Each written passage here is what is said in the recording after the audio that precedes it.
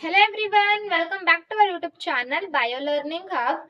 हम लोगों ने body fluids and circulation chapter को स्टार्ट किया था, जिसके अंदर हम लोगों ने ब्लड ग्रुप्स तक अपना चैप्टर को कंप्लीट किया है। आज हम पढ़ने वाले हैं ब्लड क्लॉटिंग से। ठीक है, ब्लड क्लॉटिंग से हम लोग अपना जो चैप्टर है उसको आगे बढ़ाते हैं। ठीक है बच्चों, ब्लड क्लॉटिंग मीन्स सिंपली ये याद रखो, जब भी आपको कोई कट लगता है, कट लगने के बाद आपके बॉडी से ब्लड का फ्लो स्टार्ट हो जाता है ना। बट ये जो ब्लड का फ्लो है वो अपने आप थोड़े देर में रुक जाता है ना, स्टॉप हो जाता है अपने आप। जो ये ब्लड स्टॉप हो रही है, कैसे स्टॉप हो रही है? ब्लड क्लॉटिंग की वजह से स्टॉप हो रही है, और इसी ब्लड क्लॉटिंग को आज हम लोग पढ़ने वाले हैं। ठीक है बच्चों, जो ब्लड क्लॉटिंग है वो 13 क्लॉटिंग फैक्टर से होता है। ब्लड क्लॉटिंग में कितने फैक्टर्स इन्वॉल्व है? 13 क्लॉटिंग फैक्टर्स इन्वॉल्व है। बट इन 13 फैक्टर्स को आपको डिटेल्ड में कंप्लीट नहीं करना है, सिर्फ याद रख लो। ठीक है, ब्लड क्लॉटिंग के टाइम क्या क्या होता है वो बताती हूँ, ध्यान से सुनना। ठीक है बच्चों, जब भी हमें कोई ट्रॉमा या फिर इंजुरी हुआ समझो, ठीक है, या फिर कोई कट लगा समझो, यहाँ पर आपको कट लगा, तब आपका कोई भी एक ब्लड वेसल क्या होगा? ब्रेक हो जाएगा, टूट जाएगा कट के प्लेस में। ठीक है, और उस ब्लड वेसल्स के अंदर जो फॉर्म्ड एलिमेंट्स मौजूद थे, जो आरबीसी था, जो अपने प्लेटलेट्स थे, उनको भी नुकसान होगा, वो भी क्या होंगे? ब्रेक हो जाएंगे। ठीक है, तो इंजुरी के टाइम क्या होता है, अपने जो प्लेटलेट्स प्रेजेंट थे वो एक्टिव हो जाते हैं। ठीक है, जो इंजुरी के प्लेस में जो प्लेटलेट्स प्रेजेंट थे वो प्लेटलेट एक्टिव हो जाते हैं, और वो लोग प्लेटलेट लोग क्या करते हैं, अपने एक केमिकल को रिलीज करते हैं। उस केमिकल का नाम है थ्रोम्बोप्लास्टिन। ठीक है, थ्रोम्बोप्लास्टिन केमिकल को रिलीज करते हैं प्लेटलेट। ठीक है, और ये जो थ्रोम्बोप्लास्टिन थे ये आगे जाकर थ्रोम्बोकाइनेस को रिलीज करते हैं। ठीक है, थ्रोम्बोकाइनेस एंजाइम को रिलीज करते हैं, और ये जो थ्रोम्बोकाइनेस एंजाइम था ये क्या करता है, ये प्रोथ्रोम्बिन को थ्रोम्बिन में कन्वर्ट कर देता है। ठीक है, थ्रोम्बोकाइनेस जो रिलीज हुआ थ्रोम्बोप्लास्टिन से, उसने क्या किया, प्रोथ्रोम्बिन को थ्रोम्बिन में कन्वर्ट किया, है ना। और जो ये थ्रोम्बिन बना, ये थ्रोम्बिन ने फाइब्रिनोजन को, जो अपने प्लाज्मा में प्रेजेंट है, प्लाज्मा प्रोटीन जो हमने पढ़ा था फाइब्रिनोजन, उसको फाइब्रिन में कन्वर्ट कर देता है। ठीक है, फाइब्रिनोजन जो इनएक्टिव फॉर्म में था, अब उसको एक्टिव फॉर्म में फाइब्रिन में कन्वर्ट कर देता है अपना थ्रोम्बिन। ठीक है, और इस फाइब्रिन के अंदर, ये फाइब्रिन जो है बच्चों एक थ्रेड लाइक स्ट्रक्चर है, ऐसे थ्रेड लाइक स्ट्रक्चर है। ठीक है, इस थ्रेड लाइक स्ट्रक्चर के अंदर, इस थ्रेड लाइक स्ट्रक्चर के अंदर जो अपने आरबीसी थे, जो अपने डब्ल्यूबीसी थे, जो अपने फॉर्म्ड एलिमेंट्स थे, वो यहाँ पर आके ट्रैप हो जाते हैं, जिसके वजह से ब्लड क्लॉटिंग होता है, ब्लड जम जाता है, जिसके वजह से ब्लड का फ्लो रुकता है। ठीक है, जब ये सारे एलिमेंट आके यहाँ पर फॉर्म्ड हो जाएंगे, यहाँ पर ट्रैप हो जाएंगे, तो यहाँ पर एक रेडिश ब्राउन कलर स्कम बनेगा। क्या हो रहा है, सुनो ध्यान से, जब हमें कोई इंजरी हुई या ट्रॉमा लगा तो क्या हुआ, हमारे प्लेटलेट्स जो इनएक्टिव थे वो एक्टिव हो जाएंगे, और वो एक्टिव होने की वजह से वो एक केमिकल रिलीज करेंगे, उसका नाम है थ्रोम्बोप्लास्टिन। ठीक है, और जो थ्रोम्बोप्लास्टिन था उसने आगे जाकर थ्रोम्बोकाइनेस को रिलीज किया। थ्रोम्बोकाइनेस एक एंजाइम है जो कन्वर्ट कर देता है आगे जाकर प्रोथ्रोम्बिन को थ्रोम्बिन में। प्रोथ्रोम्बिन एक इनएक्टिव प्रोटीन था, इसको एक्टिव प्रोटीन थ्रोम्बिन में कन्वर्ट कर दिया। कौन? अपना थ्रोम्बोकाइनेस। ठीक है, थ्रोम्बोकाइनेस ने उसको कन्वर्ट कर दिया प्रोथ्रोम्बिन से थ्रोम्बिन में। अब जो ये थ्रोम्बिन है ये क्या करेगा आगे जाकर, ये जो फाइब्रिनोजन था उसको फाइब्रिन में कन्वर्ट कर देगा, और ये जो फाइब्रिन है इसके अंदर हमारे सारे फॉर्म्ड एलिमेंट्स, मतलब आरबीसी, डब्ल्यूबीसी, ये सारे आकर ट्रैप हो जाएंगे, जिसके वजह से ब्लड का फ्लो ऑटोमेटिकली रुक जाएगा। इसी प्रोसेस को हम बोलते हैं ब्लड क्लॉथिंग। इसमें एक और इम्पोर्टेंट चीज है बच्चों, कैल्शियम। ठीक है, जो कैल्शियम आयन है, it's very very important factor for blood clothing. ये याद रखो, कैल्शियम ब्लड क्लॉथिंग करवाने के लिए बहुत जरूरी है और इसे हमें एक्सटर्नल सोर्सेस से लेना पड़ेगा, हमारे बॉडी में ऐसे ही मौजूद नहीं रहता, हमें डाइट में इसको लेना पड़ेगा। ठीक है, और ये जो कैल्शियम है यहाँ ये कहाँ यूज हो रही है वो देखो, जब प्रोथ्रोम्बिन से थ्रोम्बिन बनेगा तभी भी हमें कैल्शियम की जरूरत है, और उसी तरह जब फाइब्रिनोजन से फाइब्रिन बनेगा उस भी टाइम हमें कैल्शियम की जरूरत है। मतलब जब भी कन्वर्जन होगा इनएक्टिव फॉर्म से एक्टिव फॉर्म में, तब हमें कैल्शियम की नीड है, जरूरत है। ठीक है, एक इम्पोर्टेंट फैक्टर है कैल्शियम ब्लड क्लॉथिंग के अंदर। समझ में है आपको कॉन्सेप्ट? डन। बच्चों इस डायग्राम के अंदर मैंने जो एरो मार्क किया है उसे ध्यान से देखो, वो फाइब्रिन है जिसके अंदर सारे आरबीसी जो है ट्रैप हो रहे हैं। ठीक है, ये एक डायग्राम है ब्लड क्लॉथिंग का। हमारा नेक्स्ट टॉपिक है लिम्फ बच्चों। ठीक है, जब मैंने चैप्टर स्टार्ट किया था तो मैंने आपको एक बात बताई थी, हमारे बॉडी के अंदर दो बॉडी फ्लूइड्स प्रेजेंट है, one is blood and second one is lymph, है ना। और ब्लड के बारे में हम लोगों ने पूरी तरीके से पढ़ाई कर ली है, अब हम पढ़ लेते हैं लिम्फ के बारे में। ठीक है, अगर मैं नॉर्मली आपको लिम्फ के बारे में बताऊंगी ना, तो लिम्फ एक फ्लूइड है, बॉडी फ्लूइड है, जिससे भी न्यूट्रिशन की एक्सचेंज होती है हमारे बॉडी के अंदर। आपको कभी भी चोट लगा या कुछ भी हुआ समझो, तो आपको खून के साथ, ब्लड के साथ कभी कभी एक वाइट कलरलेस, मतलब वाइट मतलब कलरलेस फ्लूइड देखने को मिलता है ना, उसी फ्लूइड को हम लोग बोलते हैं लिम्फ। ठीक है, तो समझो लिम्फ होता क्या है। ठीक है, इसको सारे बच्चे ज्यादा से ज्यादा रट्टा मार लेते हैं, ज्यादा समझ में नहीं आता बच्चों को। मेरे टाइम मैंने भी, जब मैंने 12th में थी ना, तभी मैंने भी सिर्फ रट्टा मतलब समझ में नहीं आया था, सिर्फ एक कलरलेस फ्लूइड है ऐसा कुछ याद रख के चली गई थी।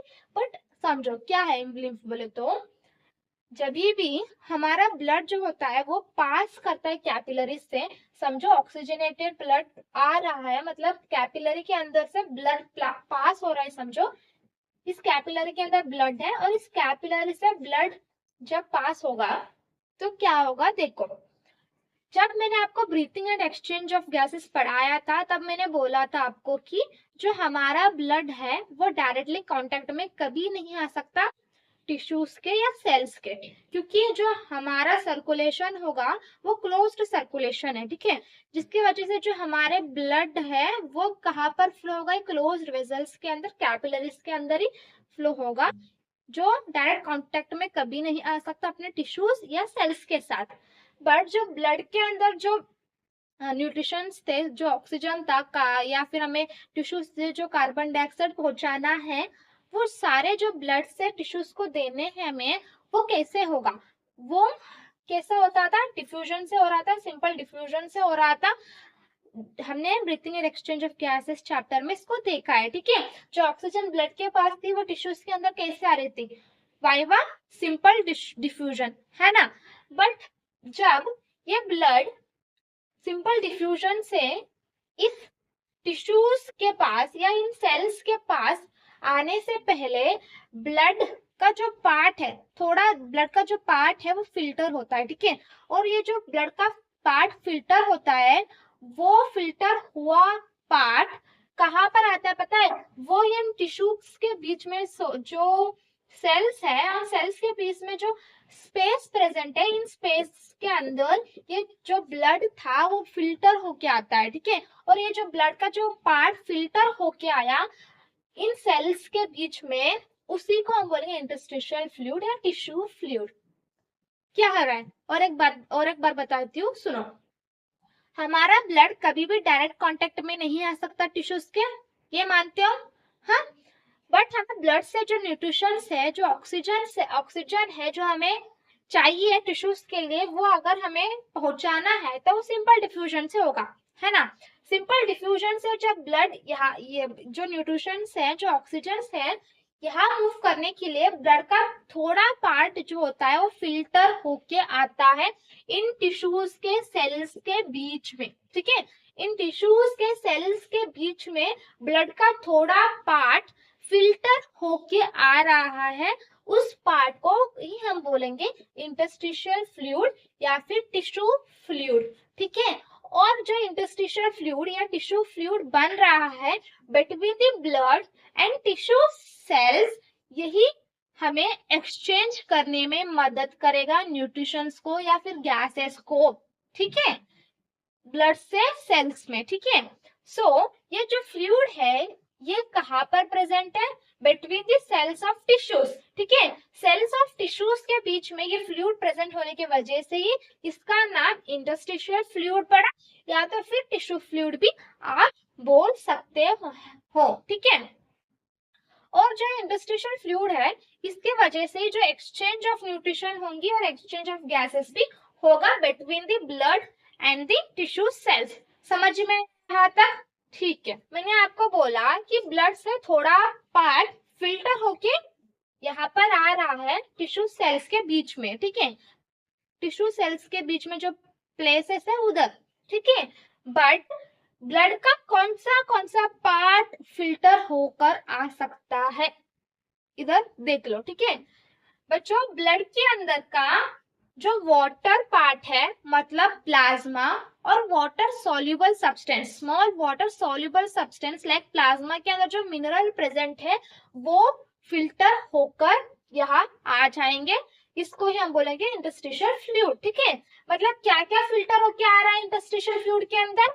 अपने water and small water soluble substances, मतलब वाटर मतलब प्लाज्मा फिल्टर होके आएगा और प्लाज्मा के साथ जो मिनरल्स प्रेजेंट थे लाइक सोडियम, ये सारे थे ना, कैल्शियम लाइक मैग्नीशियम, वो सारे आयन्स भी क्या होंगे? फिल्टर होके यहाँ पर आ जाएंगे, ठीक है। उसके साथ साथ बच्चों WBC, थोड़ा अमाउंट ऑफ WBC भी फिल्टर होकर आएगा, ठीक है। ये एनसीईआरटी में हालांकि नहीं दिया हुआ है बट मैं आपको बता रही हूँ थोड़ा बहुत WBC फिल्टर होके आ जाएगा ब्लड से। बट जो आरबीसी है, जो प्लेटलेट्स है वो फिल्टर नहीं होंगे। जो साइज में बड़े हैं लाइक आरबीसी एंड प्लेटलेट्स, ये जो फॉर्म्ड एलिमेंट्स है वो फिल्टर होके नहीं आएंगे इंटरस्टिशियल फ्लूइड के अंदर। मतलब इंटरस्टिशियल फ्लूइड के अंदर क्या क्या एब्सेंट है? आरबीसी एब्सेंट है, प्लेटलेट्स एब्सेंट है, ठीक है। WBC भी थोड़ा अमाउंट में सिर्फ हमें देखने को मिलेगा।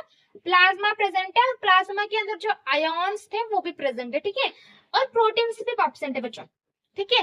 प्रोटीन्स भी प्रेजेंट नहीं होंगे, लार्जर प्रोटीन्स भी इंटरस्टिशियल फ्लूइड के अंदर एब्सेंट होंगे, मतलब ये भी फिल्टर होके इंटरस्टिशियल फ्लूइड के अंदर नहीं आ सकते, ठीक है। अगर आप देखोगे मैंने बोला आपको इंटरस्टिशियल फ्लूइड के अंदर क्या क्या प्रेजेंट है, मतलब प्लाज्मा प्रेजेंट है, वाटर या स्मॉल वाटर सॉल्युबल सब्सटेंस मतलब प्लाज्मा प्रेजेंट है ना। सो इंटरस्टिशियल फ्लूइड का जो मिनरल डिस्ट्रीब्यूशन है वो सेम एज प्लाज्मा है ना, मानते हो ना, क्योंकि फिल्टर ही सिर्फ प्लाज्मा होके आ रहा है, ठीक है। सिर्फ पानी फिल्टर होके आ रहा है, उसके अंदर थोड़े बहुत स्मॉल सॉल्युबल सब्सटेंस आ रहे हैं, है ना। सो जिसकी वजह से इंटरस्टिशियल फ्लूइड का जो डिस्ट्रीब्यूशन है मिनरल्स का वो सेम है एज प्लाज्मा, ओके ठीक है। ये जो मैंने बोला ये जो आया फिल्टर होके, ये जरूरत है हमें ट्रांसपोर्ट करने के लिए, एक्सचेंज करने के लिए न्यूट्रिशन एंड गैसेस के लिए, ठीक है। इसके भी इस फ्लूइड के पूल से ही एक्सचेंज ऑफ न्यूट्रिशन और गैसेस होगी। इस फ्लूइड को तो हमने बोला इंटरस्टिशियल फ्लूइड या फिर टिश्यू फ्लूइड हमने कहा, बट हमें पढ़ना है लिम्फ के बारे में, है ना, लिम्फ के बारे में पढ़ना है ना, ठीक है। समझो ये जो इंटरस्टिशियल फ्लूइड है, टिश्यू फ्लूइड है जो प्रेजेंट है between the cells, between the cells जो ये इंटरस्टिशियल फ्लूइड है, हम इसे यहीं पर रहने तो नहीं दे सकते ना। जब भी एक्सचेंज होगा नया न्यू हमें क्या देखने को मिलेगा? इंटरस्टिशियल फ्लूइड ऐड होते देखने को मिलेगा। मतलब ये जो पुराना इंटरस्टिशियल फ्लूइड यहाँ पर जमा होगा उसे हमें निकालना पड़ेगा, ठीक है, उसे हमें बाहर निकालना पड़ेगा इन स्पेसेस से, तभी तो नए इंटरस्टिशियल फ्लूइड आ सकता है ना। सो इनको बाहर निकलने के लिए एक वेजल्स प्रेजेंट है, उनको बोलेंगे हम लिम्फ वेजल्स, ठीक है। लिम्फ वेसल प्रेजेंट है इन इंटरस्टिशियल फ्लूइड को बाहर निकलने के लिए, ठीक है। ये लिम्फ वेसल क्या करेंगे, ये कलेक्ट करेंगे इंटरस्टिशियल फ्लूइड को और इसको ड्रेन करेंगे और इसको फिर से मेजर वेन के अंदर डाल देंगे। मतलब ये जो लिम्फ वेसल्स प्रेजेंट है वो इंटरस्टिशियल फ्लूइड को खींच रहे हैं, कलेक्ट कर रहे हैं और उसको फिर से मेन वेन के अंदर, मेजर वेन्स के अंदर डाल रहे हैं, ठीक है। और जो इस लिम्फ के अंदर अगर ये interstitial fluid between the cells मौजूद है तो इसको हम इंटरस्टिशियल फ्लूइड बोलेंगे। बट यही इंटरस्टिशियल फ्लूइड अगर लिम्फ वेसल्स के अंदर आ गई तो उसको बोलेंगे हम लिम्फ, ठीक है। लिम्फ वेसल्स के अंदर जो इंटरस्टिशियल फ्लूइड प्रेजेंट है या टिश्यू फ्लूइड प्रेजेंट है उसको ही हम क्या कह रहे हैं, उसको ही हम कह रहे हैं लिम्फ, ठीक है। समझ में आया। इंटरस्टिशियल फ्लूइड मतलब जो सेल्स के बीच में, टिश्यू सेल्स के बीच में जो फ्लूइड प्रेजेंट है उसको बोलेंगे हम इंटरस्टिशियल फ्लूइड। बट वही फ्लूइड अगर लिम्फ वेसल्स के अंदर एंट्री हो गई तो उसको हम बोलेंगे लिम्फ। लिम्फ वेसल्स के अंदर आने की वजह से उसका नाम क्या पड़ा, लिम्फ पड़ गया, ठीक है। मैंने आपको बताया लिम्फ क्या है, एक कलरलेस फ्लूइड है, ठीक है। ये तो मैंने आपको बताया। बट इस लिम्फ के अंदर हमें लिम्फोसाइट्स देखने को मिलेंगे, ठीक है। ये जो लिम्फ है बच्चों, इस लिम्फ के अंदर, इस फ्लूइड के अंदर यहाँ लिम्फोसाइट सेल्स प्रेजेंट है। ये क्या करेंगे, ये हमें प्रोटेक्ट करेंगे, डिफेंस करेंगे। जो भी अगर इस फ्लूइड के अंदर कोई भी अननेसेसरी बैक्टीरिया हो सकता है या कुछ भी जो हमें हार्म कर सकता है ना, उसको मारेंगे, उसको मार गिरा देंगे अपने लिम्फोसाइट्स। मतलब लिम्फोसाइट्स क्या कर रहे हैं, हमारे इम्यून सिस्टम में मदद कर रहे हैं, हमें इम्यूनिटी प्रोवाइड करने में मदद कर रहे हैं, है ना। So lymph is a colourless fluid which contain the lymphocytes. जो लिम्फोसाइट्स है वो हमारे इम्यूनिटी के ऊपर, मतलब हमें इम्यून करने का काम कर रहे हैं, ठीक है बच्चों। लिम्फ का और एक काम है फैट का अब्जॉर्प्शन करना, ठीक है। कैसे, fats absorb through lymph in the lacteal present in the intestinal villi. जो इंटेस्टाइनल विले के अंदर ये जो लैक्टिकल प्रेजेंट है उसके पास लिम्फ है, उसके ऐसे ये इंटेस्टाइनल विले, ऐसे इंटेस्टाइनल विले है ना, इस इंटेस्टाइनल विले के अंदर यहाँ पर लिम्फ प्रेजेंट है जो फैट अब्जॉर्प्शन का काम करता है, ठीक है। डन। कुछ डाउट है, समझ में आया ना आपको?